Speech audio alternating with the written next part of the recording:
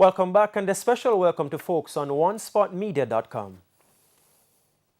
Up first, come clean. That demand from spokesman on health Dr. Maurice Guy from the government about the true extent of the country's oxygen supply. He made the call citing conflicting accounts of the management of the COVID crisis in public health facilities. Krista Campbell has our story. Is there or isn't there enough oxygen for COVID patients in public health facilities? For the third consecutive day, a member of the opposition is demanding the truth from the government. We are also advised that whatever supplies are in the country now will last only until Saturday, Sunday. Now, the minister and the government need to tell the people of this country what is the real situation. Opposition spokesman on health, Dr. Maurice Guy, is also not convinced there is adequate preparation for additional supplies of oxygen should the need arise. It does make sense to talk about having measures in the hospital to save oxygen here and to save oxygen there. We need to ensure that where the bulk oxygen exists, that the tanks are properly filled and they are filled on a timely basis. We need to ensure that the cylinders that are there that are filled and filled on a timely basis, on a rotational basis, so that the hospitals will have oxygen, so that the lives can be preserved and the lives maintained.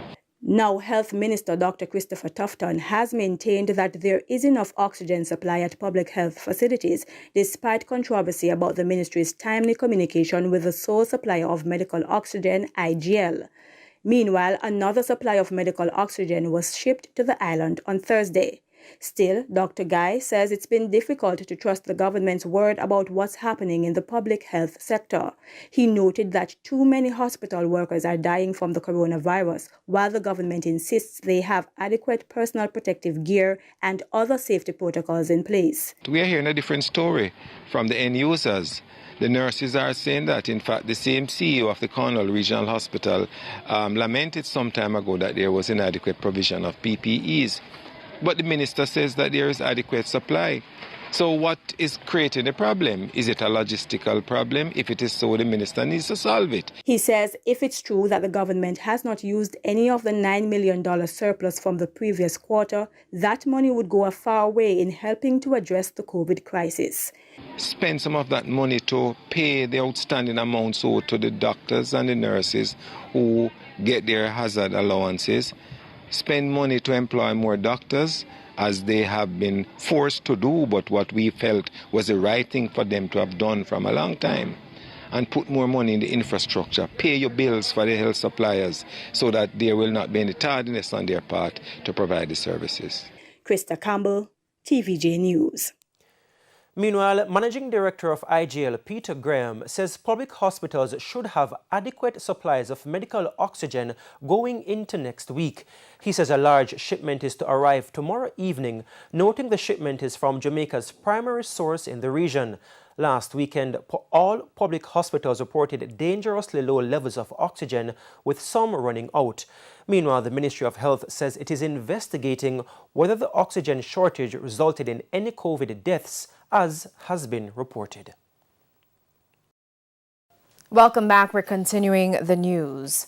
Leaders of the local Rastafarian groups are demanding an update on the investigations into recent cases of alleged abuse involving Rastafarians. The matter was raised Wednesday at a press briefing. Our reporter, Dwayne Anderson, was there. Justice delayed is justice denied. That's how leaders of local Rastafarian groups feel about recent cases of alleged abuse of members. Among them is 19-year-old Nzinga King from Clarendon, who allegedly had her hair trimmed while in police custody at the Four Parts police station. Nzinga wore a traditional Rastafarian head wrap when I spoke with her Wednesday. She said she has received counseling. I have been keeping up because I just try to have that positive, always have that positive mindset. I always try to be in positive circle where they are empowering persons trying to inspire you, persons who want to see something good going on for you. It is important. So an example will be set. Persons will think twice, and I just want all of this to stop. I want persons' rights to not be violated. I want everyone to treat persons equally. Now it has been 6 weeks since the incident involving the 19-year-old, and the case has gone too quiet for the group's liking. Transfer the police lady to another station? No, we think that she should be summarily dismissed. And when the usual drag feed policy of talking about you're going to investigate and so on, we know that is a waste of time. And a month passed, 2 months passed, and 5 years passed, and we see the games play. Brothers and sisters, we say that enough is enough. Another contentious and long-standing issue is what they say is the harassment of members by the police for possession of ganja. Strangely enough, the police have not been educated towards the new ganja amendment law that Rastafarians have certain rights. And to carry it further, many of the judges have not been made aware that there is a new dispensation with regards to Rastafari rights. So we have Rastafarians on their way to a Nyabingi with 5 pounds of herbs, 6 pounds of herbs, and they are arrested and brought before the court, and the judges say, no, you don't have a right to carry so much. Yet the law permits you your sacramental rights. The Rastafarians also listed several demands of the government, including the creation of a code of conduct for how members are to be treated at police stations, hospitals, and in court. They want this policy to be in writing by the end of 2021. A campaign known as I Respect will also be started on social media that it is hoped will help change the negative mindset some members of the public have towards Rastafarians. Reporting for TVJ News, I'm Dwayne Anderson. So, where are we 1 year later? In our coverage this evening, we'll explore some of what was promised on the campaign trail and some performance indicators of the government. Herman Green begins with the crime portfolio. Serious and violent crimes, including murders and shootings, arguably some key indicators of a government's success. It's why we've asked a few Jamaicans to grade the government's handling of the crime portfolio over the past year. 0%. Why? Because crime escalate more. I don't rate them enough because instead I see it go down, it come up because them so can't sleep with the door open and I can't sleep with not even the keyhole open. It has not been handled properly because lately it's when people are dead, that's the time when the police come. Now, those comments are from residents of Tel Aviv in central Kingston and Trenchtown in South St. Andrew. Both communities have experienced gruesome murders, even of children, in recent months. So what's the feeling about crime for the rest of the country? We took that question to security consultant Robert Finzi-Smith. Let me flip the script on you. Do you feel safe? By his assessment, the crime situation has gotten worse, with reports of shootings and robberies happening at all hours of the day, even in busy commercial areas. A couple of weeks ago, somebody thought it was a great idea to try and assassinate somebody in Manor Park. Walking distance, not a long walk either, from the largest police station in that region. There was a song, you're probably too young to know, that came out in Jamaica that said, what the hell the police can do. Pointing to the JCF's year-to-date crime report, opposition spokesman on security, Peter Bunting, gave the government a poor grade. And what it shows that up to September 4th, murders are up by 10%.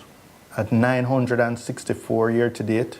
At this pace, we're going to end the year over 1,400 murders. Shootings are also up 2.5% at 845 for the year. Over the past week, we tried getting in touch with National Security Minister Dr. Horace Chang. Several telephone calls and WhatsApp messages were not answered. However, the JLP's 2020 election manifesto listed building the safe, secure and just Jamaican society for which we all yearn as one of the focuses going forward. Millions of dollars have been invested in border security, police station renovation and new modernized police vehicles. But some argue that the investment is not reflecting where it matters. What do your crime figures tell you? You can't tell me that this is going down, but more things are happening. How the two gel? This poor performance has to be put in a context of a government that has put much more financial resources into national security than had been available for many years. And notwithstanding having the resources, we're getting this poor performance. I'm not tell a lie. If you don't go on good, me that say you go on good. You not go on good. So I can't gain a ratings. That's the truth. Herman Green, TVJ News. We begin this evening with a primetime news special report. With the first week of the new school year now at the halfway stage, this evening we zero in on children at the primary level. Giovanni Dennis explores how the pandemic has impacted them emotionally and psychologically in part one of Children of COVID. Life in the pandemic. COVID destroyed everything. Yeah, what it destroy? What do you mean? Like, it destroyed your family, your friends, and like, the people you love. Views from children. It's very hard for me because I can't go out and go and look for my friends. I have to ask. Sometimes I can go, but I have to wear my mask. And sometimes with my thumb. Primary school children. It's good. I just read books because my mother always tells me to read books and read my Bible every day and tell God to just cover us from COVID-19.